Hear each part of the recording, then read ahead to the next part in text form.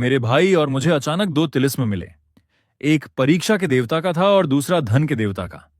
मेरे भाई ने पहले धन के देवता वाले तिलिस्म को झपट लिया, इसलिए मैं केवल दूसरा ही चुन सका। लेकिन किसे पता था कि तिलिस्म केवल 1 साल के लिए थे।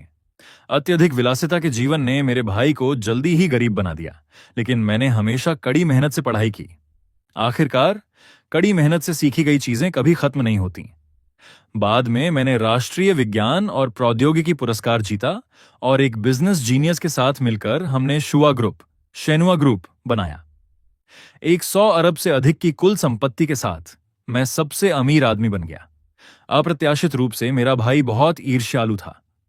एक पारिवारिक मिलन समारोह में उसने मुझे धक्का देकर सीढ़ियों से गिरा दिया, और जब मेरा पुनर्जन्म तिलिस्म मिलने के 1 हफ्ते पहले हुआ तो मैंने पाया कि मेरे भाई ने पहले ही परीक्षा के देवता वाला तिलिस्म चुन लिया था। मुझे पता था कि उसका भी पुनर्जन्म हुआ है। आखिर पिछली जिंदगी में वह धन के देवता वाले तिलिस्म को पाने के लिए उतावला हो रहा था। मैं मुस्कुराया।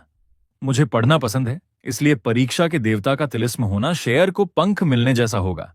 इसलिए मैंने खुशी खुशी इस तिलिस्म को स्वीकार कर लिया।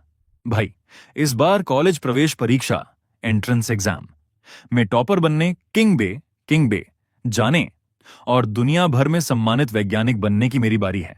तुम बस 1 साल मजे करो और फिर गरीब हो जाओ, है ना? यह देखकर मैंने उसे एक हल्की मुस्कान दी। फिर मुझे तुम्हें एक उज्जवल भविष्य बनाने में मदद करने दो। धन के देवता का तिलिस्म मिलने के बाद मैंने अपनी जेब में पड़े मात्र 50 यूएन लिए और एक लॉटरी स्टेशन चला गया। मैंने 20 यूएन 10 स्क्रैच ऑफ टिकटों पर खर्च किए। मैंने कोई बहुत बड़ा इनाम नहीं जीता, लेकिन मैंने 50,000 यूएन जरूर जीत लिए।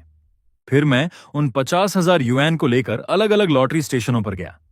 मैंने 1 दर्जन अलग अलग प्रकार के 100 गुना किस्मत वाले लॉटरी टिकटों पर 10,000 यूएन खर्च किए और आज रात के ड्रा का इंतजार करने लगा। टिकट खरीदने के बाद मैंने एक फोन, कंप्यूटर, हेडफोन और अन्य डिवाइस खरीदे जो मेरे पास अभी तक नहीं थे। फिर मैं गया और हाई गेलो में अच्छा खाना खाया। अपनी पिछली जिंदगी में मैं पढ़ाई और शोध में इतना व्यस्त रहता था कि अक्सर खाना खाना ही भूल जाता था, जिससे गैस्ट्राइटिस बढ़ गया और पेट का कैंसर हो गया। मैं बहुत कम चीजें खा पाता था।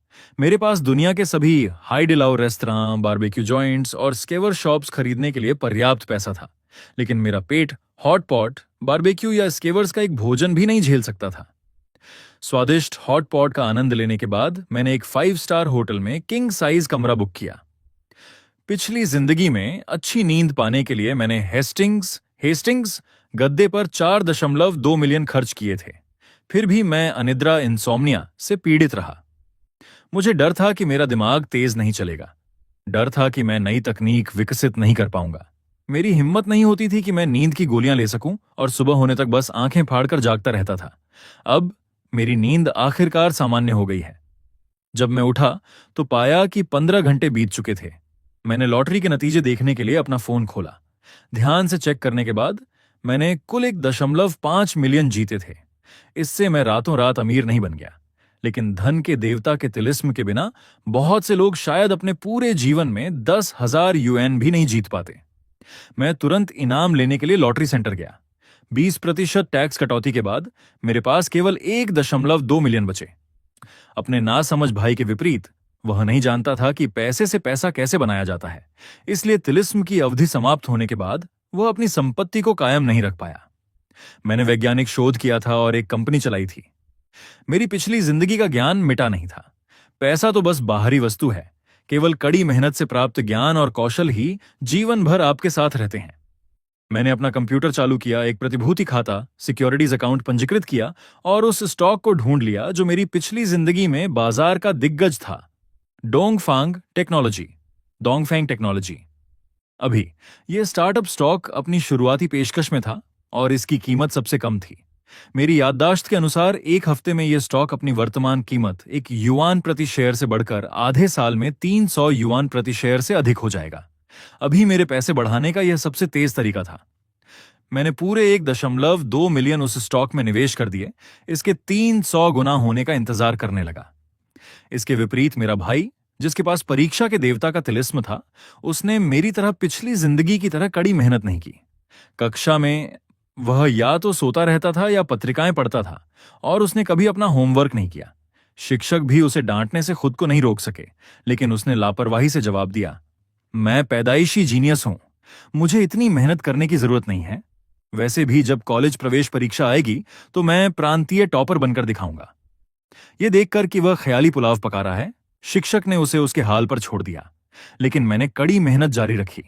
हालांकि पिछली जिंदगी में मैं प्रांतीय टॉपर था और किंग बे से पोस्ट डॉक्टरेट की थी, फिर भी मेरी हिम्मत नहीं हुई कि मैं कॉलेज प्रवेश परीक्षा को हल्के में लूं। लेकिन इस बार मेरा लक्ष्य किंग बे नहीं था, और मैं खास तौर पर उसी रास्ते पर नहीं चलना चाहता था जिस पर पिछली बार चला था। चूंकि स्वर्ग ने मुझे पुनर्जन्म दिया है, इसलिए उसी रास्ते को दोहराना अर्थहीन है। इसके अलावा इस बार मैं बिल्कुल भी लूरुआन लूरुआन तकनीक के जीनियस लड़के और बिजनेस की जीनियस लड़की से नहीं मिलना चाहता था। प्यार का एक शक्तिशाली मेल दुनिया के लिए यह एक मिथक की तरह एकदम सही लगता था। कोई नहीं जानता था कि मेरा हर कदम नंगे पैर तेज चाकुओं पर चलने जैसा था, जिसमें खून बह रहा था और दर्द हो रहा था। फिर भी मुझे मुस्कान के साथ दुनिया का सामना करना पड़ता था। मेरे भाई के पास परीक्षा के देवता का तिलिस्म था। हालांकि वह आलसी था और पढ़ता नहीं था, लेकिन इससे उसके परीक्षा परिणामों पर कोई असर नहीं पड़ा। वास्तव में उसने हमेशा मुझसे एक अंक अधिक प्राप्त किया, स्कूल में पहले स्थान पर रहा, शिक्षकों और सहपाठियों द्वारा प्रशंसा पाई। मेरे भाई की नाक बहुत ऊंची थी, वह बहुत घमंडी था। जब भी वह मुझे पढ़ते हुए देखता तो मेरा मजाक उड़ाता, भाई चाहे तुम कितनी भी मेहनत कर लो, तुम मुझे नहीं हरा सकते। मैं तुम्हें सलाह देता हूं कि पढ़ना बंद करो और अपने उस दयनीय धन के देवता वाले तिलिस्म का उपयोग लॉटरी टिकट खरीदने, 1 साल तक खाने पीने और मौज करने के लिए करो, और फिर गरीब होने का इंतजार करो। मैंने उसे नजरअंदाज किया। मेरे शेयर पहले ही 100 गुना बढ़ चुके थे। मेरे खाते में फंड 100 मिलियन से ऊपर पहुंच गया था। मुझे आलीशान जीवन शैली में कोई दिलचस्पी नहीं है। मैं बस इतना चाहता हूं कि दिन में 3 बार अपनी पसंद का खाना मिले और रात में अच्छी नींद आए। जहां तक लॉटरी की बात है, मैं अब और टिकट नहीं खरीदूंगा। मुझे जीतने के अवसर दूसरों के लिए छोड़ देने चाहिए। दिन बीतते गए। कॉलेज प्रवेश परीक्षा करीब आ रही थी। जब डोंगफांग टेक्नोलॉजी के शेयर की कीमत 300 युआन प्रति शेयर तक पहुंच गई तो मैंने जल्दी से सब कुछ बेच दिया। मेरे खाते में फंड 400 मिलियन से अधिक जमा हो गया। बेशक मैं इसे बेकार नहीं रहने दूंगा। अपनी याददाश्त के भरोसे मैंने कई संभावित शेयरों में निवेश किया ताकि वे बढ़ते रहें। मेरा भाई अपने सुंदर चेहरे और जीनियस लड़के वाले व्यक्तित्व के साथ ऑनलाइन जल्दी ही प्रसिद्ध हो गया। अपना ज्ञान साझा करके उसने लगभग 2 मिलियन कमाए, लेकिन उसने पिछली जिंदगी से कोई सबक नहीं लिया और अपनी क्षमताओं को सुधारने के प्रयास के बारे में कभी नहीं सोचा। भाई गैस करो मैं किससे मिला। मेरा भाई बड़े गर्व के साथ मेरे कमरे में आया। मैं कुछ शोध डेटा की गणना करने में व्यस्त था और सिर उठाकर देखने की फुर्सत नहीं थी। नहीं पता और दिलचस्पी भी नहीं है। जब मैं उसका नाम बताऊंगा तो तुम्हें दिलचस्पी होगी। यह ल्यूरुआन है, बिजनेस जीनियस लड़की। मेरे भाई ने बड़े चाव से मेरी ओर देखते हुए यह कहा, पिछली जिंदगी में जो कुछ भी तुम्हारा था वह सब मेरा होगा। मैं बहुत खुश हूं। मैंने न समझने का नाटक किया। मुझे नहीं पता तुम किस बारे में बात कर रहे हो। कैसी पिछली जिंदगी? यह जिंदगी? मुझे कोई पिछली जिंदगी याद नहीं है। यह देखकर मेरे भाई ने शक भरी निगाहों से मेरी ओर देखा। तुम्हारा पुनर्जन्म नहीं हुआ? पुनर्जन्म? क्या तुम बहुत ज्यादा उपन्यास पढ़ रहे हो और पागल हो गए हो? मैंने जानबूझकर माथे पर बल डाला और उसका माथा छूने के लिए हाथ बढ़ाया। मेरे भाई ने मेरा हाथ झटक दिया और मेरे कंधे थपथपाते हुए कुछ निराशा के साथ कहा, खैर इसमें कोई मजा नहीं है। मैं उम्मीद कर रहा था कि तुम देखोगे कि कैसे मैं तुम्हारी पिछली जिंदगी की हर चीज तुमसे छीन लेता हूं, जिसमें ल्यूरुआन भी शामिल है। लेकिन कोई बात नहीं। वैसे भी इस जिंदगी में तुम चाहे जो कर लो मुझे नहीं हरा सकते। किंग बे मेरा है, ल्यूरुआन मेरी है और सीईओ बनना भी मेरा है। जहां तक तुम्हारी बात है, तुम्हारा छोटा भाई होने के नाते वह तुम्हें दया भाव से सलाह देगा कि कुछ और लॉटरी टिकट खरीद लो ताकि भविष्य में तुम कंगाल और बेसहारा ना हो जाओ। मेरे उदासीन रवैये ने उसे अपमानित महसूस कराया। उसने दरवाजा जोर से बंद किया और चला गया। हालांकि मेरे भाई का इरादा मुझे छोड़ने का नहीं था। कुछ क्षण बाद वह अपने फोन के साथ फिर से मेरे पास आ गया। स्क्रीन का रुख मेरी तरफ था। वीडियो कॉल पर ल्यूरुआन थी। रुआन, मैं तुम्हें मिलवाता हूं, यह मेरा हैंडसम भाई है। स्क्रीन पर ल्यूरुआन को देखकर मुझे मानसिक रूप से घृणा महसूस हुई। रहने दो, मुझे दूसरों की नियति का सम्मान करना चाहिए। ये मेरे भाई की अपनी पसंद है। परिणाम जो भी हो, उसे खुद ही भुगतने दो। मुझे कोई परवाह नहीं है। रुआन, तुम मेरे भाई के बारे में क्या सोचती हो? ज्यादा कुछ नहीं। लियू रुआन के जवाब ने मेरे भाई के चेहरे को तुरंत चमका दिया। उसने मेरी ओर गर्व से देखा। देखा भाई, रुआन कहती है कि तुम ज्यादा कुछ नहीं हो। मैंने सहमति में सिर हिलाया। हाँ, नमस्ते सुंदर। मेरा भाई थोड़ा निराश हुआ, फिर वीडियो में कहा, वह अपनी औकात जानता है। वह जानता है कि वह पढ़ाई या लुक किसी भी चीज में मेरी तुलना नहीं कर सकता। वास्तव में वह तुम्हारी तुलना नहीं कर सकता। आखिरकार जीनियस इस दुनिया में अल्पसंख्यक हैं। सही कहा। और हम उनमें से दो हैं। दुनिया हमारी होगी। तब तक मेरा भाई मेरे लिए काम करने के योग्य भी नहीं रहेगा। हाँ हाँ। उसकी घमंडी और शैतानी हंसी सुनकर मैं मुस्कुराया और उसे बाहर धकेल दिया। मैंने दरवाजा बंद कर लिया ताकि वह मुझे दोबारा परेशान न करे। तभी मेरे फोन पर एक फ्रेंड रिक्वेस्ट आई। परिचित प्रोफाइल पिक्चर और निकनेम देखकर मेरा खून जम गया। लियू रुआन मुझे वीचैट पर क्यों जोड़ेगी? मैंने पुनर्जन्म के बाद एक नए फोन के साथ यह खाता पंजीकृत किया था। मैंने अपने परिवार को भी नहीं बताया, यहां तक कि अपने भाई को भी नहीं। लियू रुआन मुझे कैसे ढूंढ सकती है? ये वीचैट अकाउंट। हालांकि इस जिंदगी में मैं उसके साथ कोई संबंध नहीं रखना चाहता, इसलिए मैंने रिजेक्ट पर क्लिक किया और उसे ब्लॉक कर दिया ताकि कोई और रिक्वेस्ट मेरा मूड खराब ना करे। एक पल बाद एक और फ्रेंड रिक्वेस्ट आई। नमस्ते भाई, मैं लियू रुआन हूं, तुम्हारे भाई की दोस्त। उसने मुझे जोड़ने के लिए वास्तव में दूसरे वीचैट खाते का उपयोग किया। इस वीचैट संदेश को देखकर मेरा खून और भी खौल उठा। अपनी पिछली जिंदगी में मैंने उसके इस वैकल्पिक वीचैट खाते का पता लगाया था। मैंने चुपके से लॉगिन किया और जो मैंने देखा उसने मेरी दुनिया ही उजाड़ दी। दुनिया की नजरों में लियू रुआन का पारिवारिक बैकग्राउंड अच्छा था और उसका फिगर अपनी तरह का अनूठा था। वह अनगिनत पुरुषों द्वारा प्रशंसित बिजनेस जीनियस भी थी। ऑनलाइन एक लोकप्रिय गाना भी था, अगर शादी करनी है तो लियू रुआन से करो। और उसके पति के रूप में मैं स्वाभाविक रूप से ईर्ष्या और जलन का पात्र था। उन्होंने पूरी तरह से इस बात को नजरअंदाज कर दिया कि मैं देश के सर्वोच्च विज्ञान और प्रौद्योगिकी पुरस्कार का विजेता था। मेरे सभी प्रयासों को नजरअंदाज कर दिया और मुझे केवल लियू रुआन के पति के रूप में देखा। लेकिन केवल मैं ही जानता था कि लियू रुआन का पति होना न केवल दुखद था बल्कि दयनीय भी था। इतना दयनीय कि मैं अनंत काल तक उसके साथ कोई रिश्ता नहीं चाहूंगा। लेकिन वह अब भी भूत की तरह मेरा पीछा क्यों कर रही है? लियू रुआन द्वारा जोड़े जाने से बचने के लिए मैंने बस अपना वीचैट खाता ही डिलीट कर दिया। भाई, कल 5:20 है। रुआन मुझसे मिलने आ रही है। मेरा भाई दिखावा करने के लिए फिर से मेरे कमरे में दौड़ता हुआ आया। उसने कहा कि वह मुझे एक अविस्मरणीय और रोमांटिक 520 देने वाली है। मैं बहुत उत्साहित हूं, मैंने शांति से जवाब दिया। हालांकि मेरा भाई मेरी ठंडी प्रतिक्रिया से असंतुष्ट था। उसने मेरे कंधे पकड़े और पूछा, क्या तुम मुझसे जल रहे हो? मैंने उसे मजे लेते हुए देखा। अगर तुम ऐसा सोचना चाहते हो तो मैं तुम्हें रोक नहीं सकता, लेकिन अब से कृपया मेरे सामने लियू रुआन का जिक्र मत करना। मैं नहीं जानना चाहता और मुझे कोई दिलचस्पी नहीं है। मेरे भाई का चेहरा गुस्से से लाल हो गया। उसकी आंखें फटी रह गईं। भाई, मैं तुम्हें चेतावनी दे रहा हूं, उन चीजों का लालच मत करो जो तुम्हारी नहीं है। इसके अलावा रुआन तुम्हें नीचा दिखाती है। मैंने सिर हिलाकर अपनी सहमति व्यक्त की। सही बात है, ठीक है, वह तुम्हारी ओर देखती है, वह तुम्हें पसंद करती है। मैं चाहता हूं कि तुम दोनों हमेशा के लिए एक साथ बंधे रहो, कभी अलग ना हो। मेरा भाई गर्व महसूस कर रहा था। बेशक इस जीवन में मैं उसके साथ एक ईर्ष्या के योग्य दैवीय जोड़ा बनूंगा। तुम बस अपनी किताबों में सिर गड़ाए रहो। शायद तब अपने भाई की खातिर वो तुम्हारे लिए कोई अच्छी नौकरी ढूंढ ले। हे भगवान, उसे यह आत्मविश्वास कहां से मिलता है? पूरे जीवन के लिए परीक्षा के देवता का तिलिस्म होने पर भी वह कभी उस रास्ते पर नहीं चल सकता था जो मैंने अपनी पिछली जिंदगी में लिया था। वैज्ञानिक शोध किसी परीक्षा की तरह नहीं है। आप इसे तुरंत हल नहीं कर सकते। हालांकि मुझे उम्मीद नहीं थी कि मेरा भाई आखिरकार लियू रुआन को घर ले आएगा। उस दिन स्कूल से घर आकर मैंने अपना दरवाजा खोला और लियू रुआन को देखा। मैं इतना डर गया कि पीछे हट गया। लिन फान, नमस्ते। लियू रुआन ने अपनी सिग्नेचर मुस्कान बिखेरी और मेरी ओर हाथ हिलाया। उसे इस तरह देखकर ज्यादातर पुरुषों की आंखों में दिल बन जाते। मेरा दिल भी धड़क रहा था, लेकिन डर के मारे। तुम कौन हो? तुम मेरे कमरे में इस तरह कैसे घुस सकती हो? मैंने उसे न पहचानने का नाटक किया, अपना चेहरा सख्त रखा और उससे कड़ाई से सवाल किया। लियू रुआन, तुम्हारी भविष्य की पत्नी।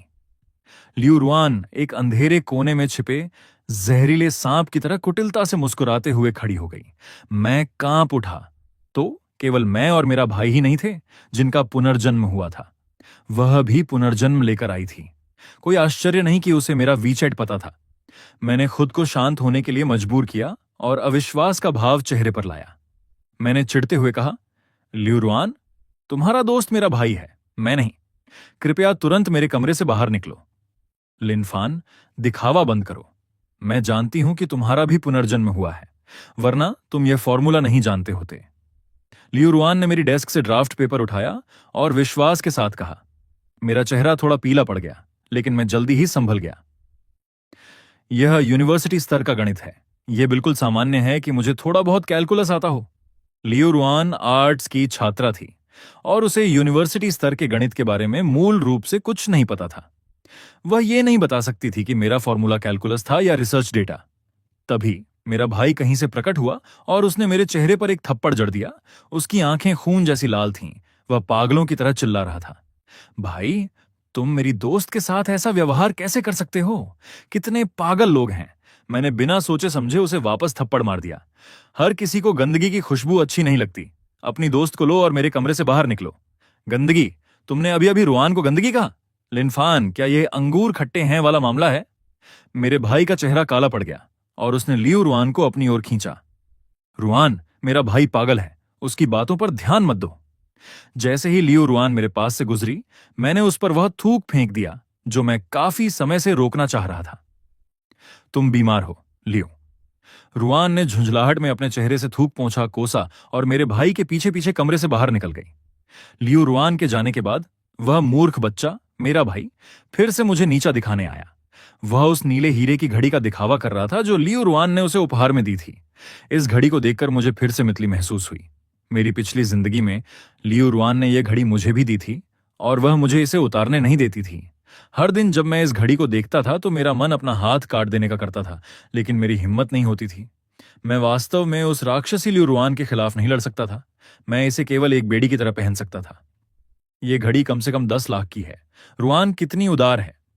इसे मुझे देना यह दिखाता है कि वह मुझे कितना महत्व देती है और मुझसे शादी करना चाहती है। मेरा भाई खुश हो रहा था और मेरे सामने घड़ी चमका रहा था। मेरा पीला चेहरा देखकर उसे लगा कि मैं ईर्ष्या और नफरत कर रहा हूं। उसने मेरी ओर गुस्से से देखा और कहा, भाई, तुम अब रुआन के साथ ऐसा व्यवहार नहीं कर सकते। इस जीवन में रुआन निश्चित रूप से मेरी होगी। मैंने उसकी ओर देखकर आंखें घुमा लीं। मुझे कितनी बार दोहराना पड़ेगा? मुझे लियू रुआन में कोई दिलचस्पी नहीं है। कृपया मेरे सामने उसके बारे में फिर कभी बात मत करना। जल्द ही कॉलेज प्रवेश परीक्षा का दिन आ गया। मैंने बड़ी आसानी से परीक्षा दी। भले ही मैं पिछली जिंदगी की तरह प्रांतीय टॉपर न बन पाऊं, फिर भी मुझे टॉप 10 में होना चाहिए। मेरा भाई भी आत्मविश्वास से भरा परीक्षा हॉल से बाहर निकला। बाहर इंतजार कर रहे पत्रकारों ने उसे तुरंत घेर लिया और इंटरव्यू लिया।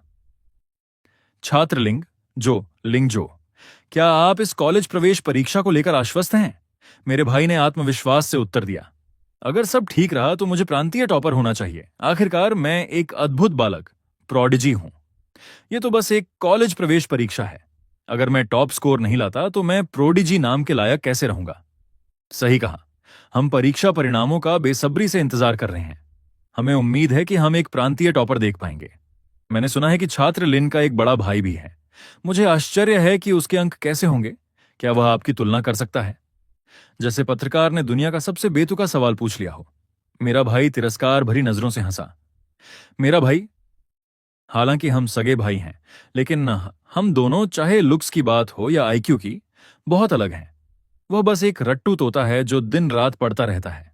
जैसे ही मैं अपनी डेली स्कूल यूनिफॉर्म में पास से गुजरा, उसने मुझे पकड़ लिया और पत्रकारों के कैमरों के सामने पेश किया। उसने बहुत सलीके से कपड़े पहने थे। वह चमकता हुआ, सुंदर, आत्मविश्वासी और उत्साही दिख रहा था। दूसरी ओर मैं एक बेजान दिखने वाला किताबी कीड़ा लग रहा था। तुलना करते हुए सभी पत्रकारों ने टिप्पणी की कि दोनों भाई कितने अलग हैं। उन्होंने उसे आसमान पर चढ़ा दिया। मुझे उसका सहारा, फॉइल बनने में कोई आपत्ति नहीं थी, यहां तक कि मैंने जानबूझकर खुद को अनाड़ी और सुस्त दिखाया। एक बार जब मीडिया रिपोर्ट्स ऑनलाइन आ गईं, तो मेरे भाई के फॉलोअर्स की संख्या फिर से बढ़ गई और 8 मिलियन तक पहुंच गई। उसने हर जगह खुद की मार्केटिंग भी की, ट्रैफिक और पैसा कमाने के लिए लाइव स्ट्रीम किए और कुछ और मिलियन बना लिए। वह एक छोटा करोड़पति बन गया जिससे हर कोई जलता था। उसने मेरे सामने कमाए हुए पैसों का दिखावा किया, यह मजाक उड़ाते हुए कि मेरे पास धन के देवता हैं, लेकिन मैं उनका उपयोग करना नहीं जानता और अब भी गरीब दिखता हूं। बेशक मैंने उसे यह नहीं बताया कि शेयर बाजार में मैंने जो फंड निवेश किया था वह पहले ही दोगुना होकर 1.2 बिलियन हो गया था। एक बार जब यह 3 बिलियन तक पहुंच जाएगा तब मैं अपनी बड़ी चाल चलूंगा। तब तक भले ही 10 लियू रुआन हो, मुझे डरने की जरूरत नहीं होगी। बहुप्रतीक्षित कॉलेज प्रवेश परीक्षा के परिणाम आ गए।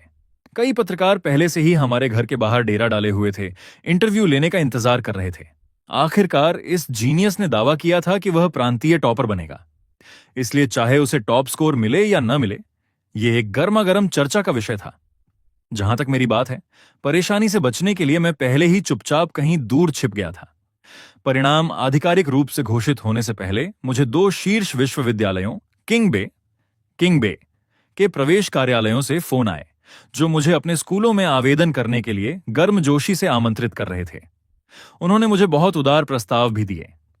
ये कॉल मेरी पिछली जिंदगी की तरह ही थे, इसलिए मुझे यकीन था कि मैंने अच्छा प्रदर्शन किया है। मैंने किंग बे के दयालु प्रस्ताव को विनम्रतापूर्वक अस्वीकार कर दिया, ये कहते हुए कि मैं देशभक्ति से भरे दिल के साथ नेशनल डिफेंस यूनिवर्सिटी में जाना चाहता हूं। मैं देश की सेवा करना चाहता था। मेरी पिछली जिंदगी में भी यही सपना था, लेकिन मुझे हमेशा लियू रुआन द्वारा नियंत्रित किया गया और मैं उसकी व्यक्तिगत इच्छाओं का एक उपकरण बनकर रह गया। इस जीवन में खुद को असहाय न होने देते हुए मैं किंग बे यूनिवर्सिटी की प्रतिष्ठा के पीछे नहीं भागूंगा। मेरा लियू रुआन के साथ अब कोई संबंध नहीं होगा। मुझे स्वतंत्र होना चाहिए। अंततः कॉलेज प्रवेश परीक्षा के अंक आ गए। पहले की तरह न एक अंक कम न ज्यादा। मेरे भाई का स्कोर अब भी मुझसे एक अंक अधिक था। मेरा भाई प्रांतीय टॉपर बन गया। उसने सार्वजनिक रूप से दावा किया कि मुझे मेरे अंक इसलिए मिले क्योंकि उसने मुझे पढ़ाया था। जब लोगों ने मुझसे पूछा तो मैंने भी वही जवाब दिया। वह जितनी चाहे उतनी शोहरत पा सकता था, मुझे इसकी परवाह नहीं थी। मेरे भाई की जीनियस वाली छवि पक्की हो गई और उसके प्रशंसकों की संख्या एक बार फिर बढ़ गई। जब कॉलेज के लिए आवेदन करने का समय आया तो मेरे भाई ने मुझे गंभीरता से चेतावनी दी, भाई, मैं किंग बे जा रहा हूं। मुझे उम्मीद है कि तुम अपनी औकात जानते होगे। मेरे जैसे स्कूल में मत आना, कहीं मेरी प्रतिभा तुम्हारी चमक को फीका ना कर दे। मैंने मुस्कुराते हुए उत्तर दिया, चिंता मत करो, मुझे किंग बे में कोई दिलचस्पी नहीं है। मैं नेशनल डिफेंस यूनिवर्सिटी के लिए आवेदन कर रहा हूं। यह सबसे अच्छा है, लेकिन जब तुम आवेदन करो तो तुम्हें यह मेरे सामने करना होगा ताकि तुम अपनी बात से मुकर न सको। मुझे कोई आपत्ति नहीं थी। मैंने उसके सामने ही आवेदन किया। मैंने नेशनल डिफेंस यूनिवर्सिटी में बायोकेमिकल और न्यूक्लियर एनर्जी टेक्नोलॉजी को चुना। यह वही विषय था जिसे मैंने अपनी पिछली जिंदगी में पढ़ा था, लेकिन तब मुझे इसका उपयोग व्यावसायिक उद्देश्यों के लिए करने के लिए मजबूर किया गया था और मैं देश की सेवा नहीं कर सका था। जल्द ही मेरे भाई और लियू रुआन ने ऑनलाइन पोस्ट के जरिए अपने रिश्ते की घोषणा कर दी। दोनों का किंग बे यूनिवर्सिटी में समय से पहले ही दाखिला हो गया। जीनियस बॉय और बिजनेस प्रोडिजी गर्ल के मिलन ने एक बार फिर मेरे भाई को भारी संख्या में प्रशंसक और प्रसिद्धि दिलाई। उसकी लोकप्रियता आसमान छू रही थी, जो बड़े सितारों को टक्कर दे रही थी। ये देखकर कि उनके प्रवेश पत्र आ गए थे और मेरा अभी तक नहीं आया था और नेशनल डिफेंस यूनिवर्सिटी ने इंटरव्यू के लिए भी मुझसे संपर्क नहीं किया था, मुझे कुछ गलत होने का एहसास हुआ। मैंने कॉलेज आवेदन प्रणाली में लॉगिन किया और यह देखकर स्तब्ध रह गया कि मेरी एकमात्र पसंद नेशनल डिफेंस यूनिवर्सिटी रद्द कर दी गई थी। उसकी जगह एक बहुत ही खराब वोकेशनल कॉलेज का नाम था। मेरा दिल बैठ गया। मैं अपने कमरे से बाहर भागा और अपने भाई को पकड़ा, जो खुशी से झूम रहा था। लिंजो, तुम्हारी हिम्मत कैसे हुई मेरा आवेदन बदलने की? मेरे भाई ने लापरवाही से मुझे पीछे धकेल दिया। हाँ, मैंने इसे बदल दिया। तो क्या? तुम मेरे इकलौते भाई हो। मैं तुम्हें देश के हवाले नहीं करना चाहता और मैं नहीं चाहता कि अपने माता पिता की देखभाल की जिम्मेदारी उठाने वाला मैं अकेला रहूं। इसके अलावा तुम केवल एक वोकेशनल कॉलेज के ही लायक हो। मुझे इतना गुस्सा आया कि मैंने उसके चेहरे पर जोरदार थप्पड़ जड़ दिया। तो फिर मुझे बस यह देखना होगा कि तुम कितने लायक हो। बेशक मैं खुद को उस नेशनल डिफेंस यूनिवर्सिटी में जाने से नहीं रोक सकता था जिसके लिए मैं तरस रहा था। केवल वहां जाकर ही मैं वास्तव में लियू रुआन से बच सकता था। पिछली जिंदगी में मेरे नेशनल डिफेंस यूनिवर्सिटी के चांसलर के साथ संबंध थे और मेरे पास उनका संपर्क नंबर था। मैंने चांसलर को फोन किया और अपनी स्थिति समझाई। उन्होंने मुझे इंटरव्यू के लिए राजधानी आने को कहा। मैंने तुरंत फ्लाइट बुक की और विमान में सवार हो गया। राजधानी पहुंचकर मैं चांसलर से मिला। मुझसे बात करने के बाद चांसलर ने तुरंत अपवाद स्वरूप मुझे प्रवेश देने का प्रस्ताव दिया। उन्होंने मुझसे एक बायोकेमिकल और न्यूक्लियर एनर्जी टीम का वादा भी किया, बशर्ते मैं वास्तव में शोध के लिए खुद फंड जुटा सकूं। मेरे शेयर की संपत्ति पहले ही 3 बिलियन तक पहुंच चुकी थी। शोध के लिए फंड देना कोई समस्या नहीं थी। मुझे बस एक मंच और एक प्रतिभाशाली टीम की आवश्यकता थी। हालांकि ये देखकर कि मैं नेशनल डिफेंस यूनिवर्सिटी में दाखिला लेने जा रहा हूं, मेरे भाई ने भ्रमित होकर पूछा, तुम अपनी योग्यता के दम पर नेशनल डिफेंस यूनिवर्सिटी में कैसे प्रवेश पा सकते हो? मैं अपना सूटकेस लेकर दरवाजे से बाहर निकल गया। जाने से पहले मैं उसे याद दिलाने के लिए पीछे मुड़ा, हमारे गुड लक चार्म खत्म होने वाले हैं। किंग बे में योग्यता जांचने के लिए प्रवेश परीक्षा होगी। अपनी असलियत सामने मत आने देना। तब मेरे भाई के चेहरे पर घबराहट की एक लकीर उभरी, लेकिन उसने जल्दी ही खुद को संभाल लिया। उसने लापरवाही से कहा, मेरा दाखिला हो चुका है, मुझे नहीं लगता कि वे मुझे बाहर निकाल सकते हैं। आखिरकार मैं 10 मिलियन प्रशंसकों वाला एक इंटरनेट सेलिब्रिटी हूं। मुझे यकीन है कि वे इतने नासमझ नहीं होंगे। जो भी हो, मैंने अपना सूटकेस खींचा और देश की रक्षा में योगदान देने के अपने सपने की ओर चल पड़ा। जैसे ही मैं विमान से उतरा, मेरा फोन बजा। एक अज्ञात नंबर देखकर मुझे लगा कि यह नेशनल डिफेंस यूनिवर्सिटी से होगा, लेकिन फोन पर मैंने लियू रुआन की मोहक आवाज सुनी। लिन फान, मैं चाहती हूं कि तुम तुरंत नेशनल डिफेंस यूनिवर्सिटी से अपना नाम वापस ले लो, वरना मैं तुम्हारे भाई की जिंदगी नर्क बना दूंगी। पिछली जिंदगी में भी लियू रुआन ने मुझे धमकाने के लिए मेरे भाई की जान का इस्तेमाल किया था। तब मैंने अपने भाई के रिश्ते को संजोया था और उसे अपनी कमजोरी बनने दिया था, लेकिन इस जीवन में उसने हर कदम पर मुझे पछाड़ने की कोशिश की। उसने मेरे आवेदन के साथ छेड़छाड़ तक की, जिससे उसके प्रति मेरे मन में बची खुची पारिवारिक ममता भी खत्म हो गई। अब मुझे उसके जीने या मरने से कोई फर्क नहीं पड़ेगा, खासकर अगर इसका मतलब लियू रुआन के साथ जुड़ना हो। मैंने लियू रुआन से एक शब्द भी नहीं कहा। मैंने बस फोन काट दिया, उसका नंबर ब्लॉक किया और अपना फोन बंद कर दिया। रजिस्ट्रेशन के लिए स्कूल पहुंचने पर चांसलर ने मुझे अपने कार्यालय में बुलाया और मुझे शिकायत पत्रों का एक ढेर थमाया। ये सभी पत्र तुम पर खराब चरित्र और परीक्षाओं में धोखाधड़ी करने का आरोप लगाते हैं। तुम क्या सोचते हो? मैं जानता था कि ये पत्र लियू रुआन की ही करतूत होंगे। वह जानती थी कि एक बार जब मैं नेशनल डिफेंस यूनिवर्सिटी में प्रवेश कर गया और एक राज्य संरक्षित शोधकर्ता बन गया, तो उसे कभी भी मुझसे संपर्क करने, मुझे नियंत्रित करने या मेरा शोषण करने का मौका नहीं मिलेगा। मैंने पत्र नहीं खोले, इसके बजाय मैंने शांति से चांसलर की ओर देखा। चांसलर, मेरा जमीर साफ है। अगर आपको मुझ पर संदेह है तो आप मुझे प्रोबेशन पीरियड पर रख सकते हैं। मैंने खास तौर पर तुम्हें चुना है। मुझे तुम पर विश्वास है। मुझे उम्मीद है कि तुम हमारी राष्ट्रीय रक्षा में योगदान दे सकोगे। हमें वास्तव में तुम्हारे जैसे टैलेंट की जरूरत है। चांसलर ने मेरे कंधे थपथपाए और मुस्कुराते हुए बाहर की ओर इशारा किया। मैं दरवाजे की ओर मुड़ा और वह चेहरा देखा जो 2 जन्मों से मेरे सपनों में आता रहा था। मेरा छोटा सा दिल जोर जोर से धड़कने लगा। बाई निंगबिंग, मेरे पड़ोस की लड़की। चांसलर ने उसकी ओर इशारा किया और मुझसे उसका परिचय कराया। वह तुम्हारी टीम में शामिल होना चाहती है। देखो, क्या तुम उसे रखना चाहते हो? हाँ, बिल्कुल। मैंने बिना सोचे समझे उत्साहपूर्वक सिर हिलाया। मैं नेशनल डिफेंस यूनिवर्सिटी में प्रवेश के लिए इतना अडिग केवल देश की रक्षा में योगदान देने के लिए ही नहीं, बल्कि बिंग बिंग के लिए भी था। मैं उसके साथ काम करना और उसके साथ रहना चाहता था। धन्यवाद जूनियर लिन, कृपया भविष्य में मेरा ख्याल रखिएगा। बिंग बिंग ने मेरी ओर हाथ बढ़ाया। मैंने घबराते हुए उसका हाथ थाम लिया। जैसे ही मैं अपना हाथ पीछे खींचने वाला था, उसने अचानक उसे कसकर पकड़ लिया। उसकी आंखें उत्साह से चमक रही थीं। लिन फान, मैंने तुम्हारा बहुत लंबे समय तक इंतजार किया है। मैंने उसे हैरानी से देखा। तुम मुझे जानती हो? मैं तुम्हें बहुत बहुत लंबे समय से जानती हूं, इतना लंबा कि एक पूरा जीवन महसूस होता है। बाई निंगबिंग ने मुझे गहराई से देखा। उसकी आंखों में एक सार्थक चमक थी। मैं समझ गया, उसका भी पुनर्जन्म हुआ था। मैंने हमेशा सोचा था कि उसके प्रति मेरी भावनाएं केवल एक तरफा क्रश थीं। मुझे कभी उम्मीद नहीं थी कि वह भी मेरा इंतजार कर रही थी। मेरी आंखें भर आईं। मैंने अपना सिर झुकाया और उसे स्नेहपूर्वक देखा।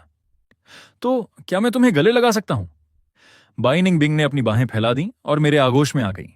उसकी धड़कनों को महसूस करते हुए मुझे लगा जैसे मैं किसी ऐसे सपने में हूं जिससे मैं कभी जागना नहीं चाहता।